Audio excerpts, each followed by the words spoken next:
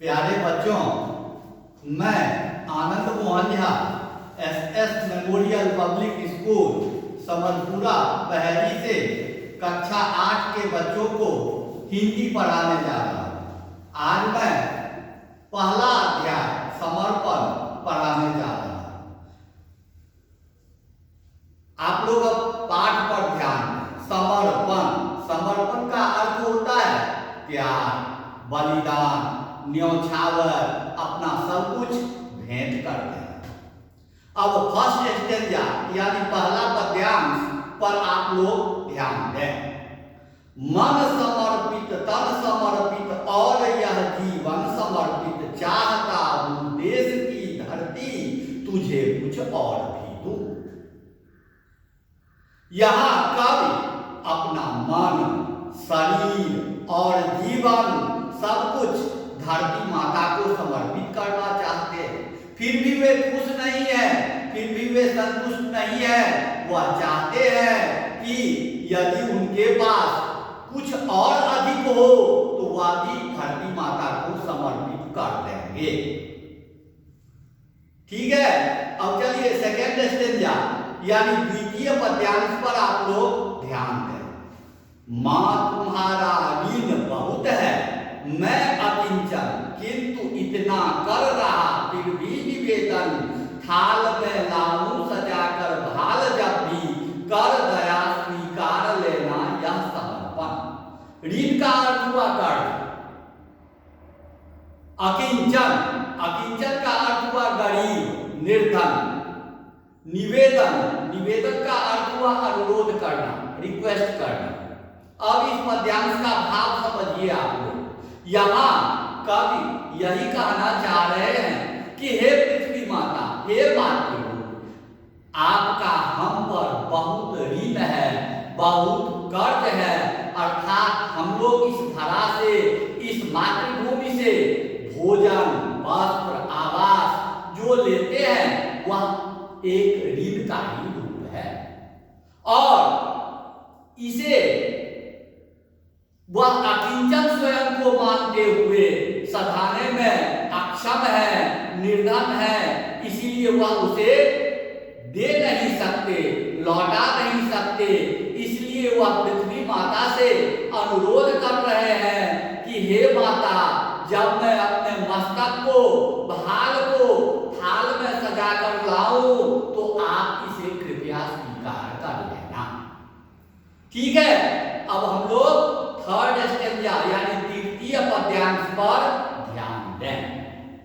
गान अर्पित, प्राण अर्पित, रक्त का कण कण समर्पित, चाहता हूं देश की धरती तुझे कुछ और भी दो। गान मीन्स गीत, संगीत, गायन। अर्पित मीन्स सब कुछ भेंट कर देना, दे देना। रक्त, खून या लहू। कण कण से यहां बूंद बूंद से अभिप्राय है।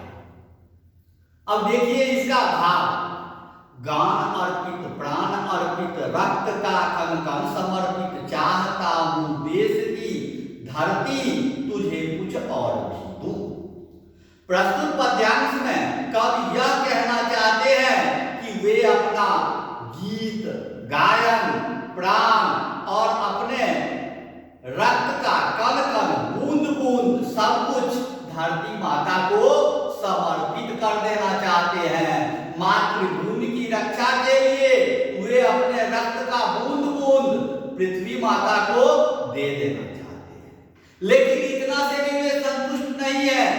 उनके मन में यह भावना है कि उनके पास यदि अधिक और कुछ होता तो वे सब पृथ्वी माता को दे देते। अब फोर्थ स्टेंजा यानी नेक्स्ट पद्यांश पर आप लोग ध्यान दें। माज दो तलवार को लगाओ न देवी, बांध दो कसकर कमर पर ढाल देवी, भाल पर मल दो चरण की धूल थोड़ी, शीश पर आशीष की छाया करेगी। माज दो तलवार, इससे अभिप्राय है कि तलवार को तेज कर दो, तलवार को साफ कर दो। भाल, कपाल, मस्तक, शीश, सर, मस्तक, घनेली घना यानी अधिक मात्रा में, बहुत। अब चलिए ध्यान दीजिए, माज दो तलवार को लगाओ न देवी, बांध दो कसकर कमर पर ढाल मेरी, भाल पर मल दो चरण की धूल थोड़ी, शीश पर आशीष की छाया घने। अब कवि पूर्णतया वीर रस में आ गए और वह कहते हैं कि हे मातृभूमि, आपकी रक्षा के लिए मैं तलवार को तेज करके, ढाल को कमर पर कसकर बांध करके, अपने मस्तक पर मिट्टी का चंदन लगा करके और अपने शीश पर आपके आशीष की बहुत मात्रा में, अधिक मात्रा में आशीर्वाद लेके आपकी सेवा में आ रहा हूं, आपकी सेवा में स्वयं को प्रस्तुत कर रहा हूं। चलिए अब नेक्स्ट स्टेंजा यानी अगले पद्यांश पर हम लोग ध्यान दें। स्वप्न अर्पित, प्रश्न अर्पित, आयु का छन छन समर्पित, चाहता हूं देश की धरती तुझे कुछ और भी दूं। स्वप्न, सपना, प्रश्न, प्रश्न से यह भाव यह है कि आप, जैसे कि हम लोग बोलते हैं कि कैसे करूं, क्यों करूं, किस तरह करूं, यानी सब कुछ देश के लिए करना है। यही प्रश्न हम लोग मातृभूमि को अर्पित करना चाहते हैं। स्वप्न अर्पित, प्रश्न अर्पित, आयु का छन छन समर्पित। यहाँ कवि महोदय अपना स्वप्न, प्रश्न और अपने आयु का क्षण क्षण सब कुछ देश की धरती को समर्पित कर देना चाहते हैं। फिर भी वे संतुष्ट नहीं है, उन्हें कुछ और अधिक समर्पित करने की भावना है। चलिए अब पृष्ठ उलटिए। तोड़ता है मोह का बंधन क्षमा दो, तोड़ता है मोह का बंधन क्षमा दो, गांव मेरे द्वार घर आंगन क्षमा दो, आज सीधे हाथ में तलवार दे दो और बाएं हाथ में ध्वज को थमा दो। देखिए इस पद्यांश में कठिन शब्द अधिक नहीं है, एक दो है। यहाँ सीधे हाथ से मतलब है दाहिना, यहाँ सीधे हाथ का अर्थ है दायां हाथ, दाहिना। ठीक है, अब देखिए, तोड़ता है मोह का बंधन क्षमा दो, गांव मेरे द्वार घर आंगन क्षमा दो। यहाँ कवि महोदय मातृभूमि से क्षमा मांग रहे हैं। वह कह रहे हैं कि मैं मोह का बंधन त्याग करना चाहता हूँ। गांव, घर द्वार, अपना आंगन और परिजन सब कुछ को वह त्याग करना चाहते हैं। वह अपने दाहिना हाथ में तलवार लेकर और बायां हाथ में ध्वज यानी झंडा लेकर, तिरंगा लेकर अपने देश के मातृभूमि की रक्षा करने के लिए तैयार है। चलिए अब लास्ट स्टेंजा यानी अंतिम चरण पर हम लोग ध्यान दें।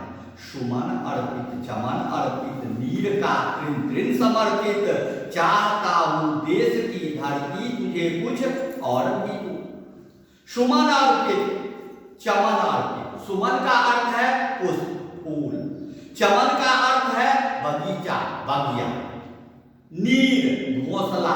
तृण, तृण, तिनका, तिनका।